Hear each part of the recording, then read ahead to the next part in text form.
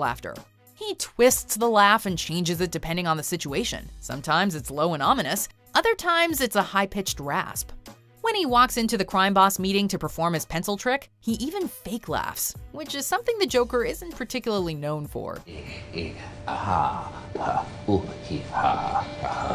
But that's what makes Ledger's laugh so distinct. He's not just a madman who loves to laugh. He's a madman who wields his laugh like a weapon, a tool to scare and unnerve others. When most people imagine the Joker's laugh, it's Mark Hamill's animated iteration that comes to mind.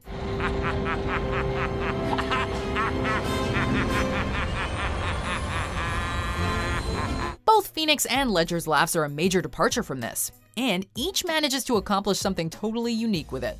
But by giving the laugh a psychological foundation and upping the creepy factor, Phoenix takes the round. Winner, Phoenix. When I was a little boy and told people I was gonna be a comedian, everyone laughed at me. Well, no one's laughing now. Round 3, Schemes. Is it just me? Or is it getting crazier out there? Being a supervillain ain't easy. There are a number of aspects of your identity that you need to get just right, from your name and your aesthetic to your particular criminal niche. The Joker, even more so than most supervillains, is known for his elaborate, larger-than-life and needlessly convoluted plots. Now, we don't want to spoil anything for you, so we won't get into specifics, but Joaquin Phoenix's Joker is more a force of nature and symbol than an elaborate schemer. For those looking to see Joker, criminal mastermind in the comic book sense, with a penchant for cartoonish ploys, well, Phoenix ain't playing that kind of clown. For my whole life, I didn't know if I even really existed. But I do. Heath Ledger's take on the character was undeniably a major departure from his comic book counterpart, and this equally applies to his scheming ways. It's simple. We kill the Batman. His version wasn't interested in clown-themed plots, smiley faces, or poison laughing gas. But for all the colorful theatrics Nolan stripped away from the character, his preference for cruel games nonetheless felt very true to the character. Do I really look like a guy with a plan? You know what I am? I'm a dog chasing cars. I wouldn't know what to do with one if I caught it. You know, I just do things. Throughout the film, Joker sets up multiple scenarios that would have done his comic book counterpart proud, from the fairy experiment to his double kidnapping of Rachel and Dent. Your friend, the district attorney, or his blushing bride-to-be. His deadly shenanigans, like the opening bank robbery, represent exactly the sort of planning we expect from the Clown Prince of Crime. What happened to the rest of the guys? Costume and makeup aside, neither Ledger nor Phoenix's Joker seems to have embraced the character's more carnivalesque side. But between the two, Ledger's Joker definitely showcases a greater aptitude for comic book-worthy schemes, whereas Phoenix's Joker is on more of a personal criminal journey. Winner, Ledger. Round 4, Psychology and Motivations. As Arthur Fleck and eventually the Joker, Joaquin Phoenix is magnetic. A struggling wannabe comedian with serious mental health issues, Fleck has had more than just one bad day and descends into full-blown madness. Detaching from societal standards and norms, he allows insanity to become his muse, guiding him on a path of violence and willful chaos. Of course, he's also got some specific bones to pick, particularly with Thomas Wayne. Phoenix fully inhabits this role, and by dialing the crazy up to 11, delivers an awe-inspiring performance, making this character, no matter how sick, feel fully fleshed out. My mother always tells me to smile and put on a happy face.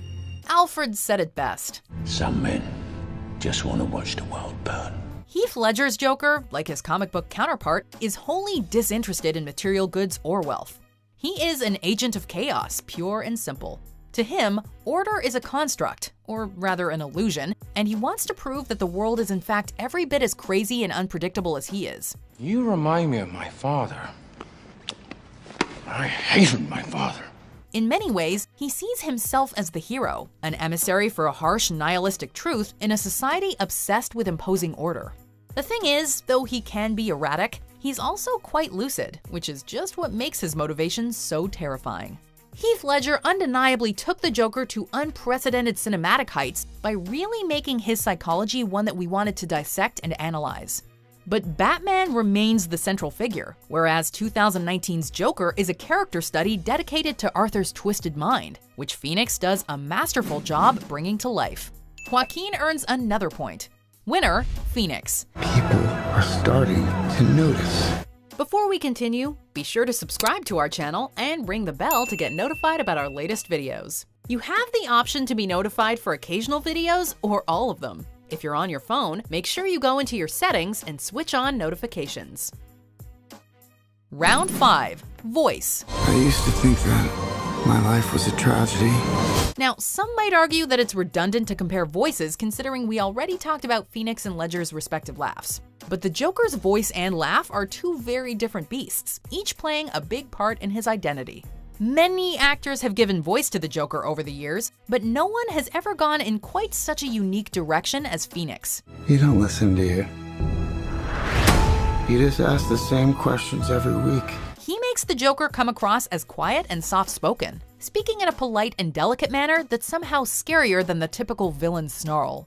It's a real testament to the concept of less is more. That being said, some fans might be thrown by just how significant of a departure it is from the conventional Joker voice. All I have are negative thoughts. When Heath Ledger voiced Joker, he went for something a bit more villain-appropriate, but he nonetheless managed to make it feel distinct from Joker's past and future. While playing the role, Heath Ledger is constantly manipulating his voice. Much like every aspect of his character, especially his backstory, Joker's voice is hard to pin down.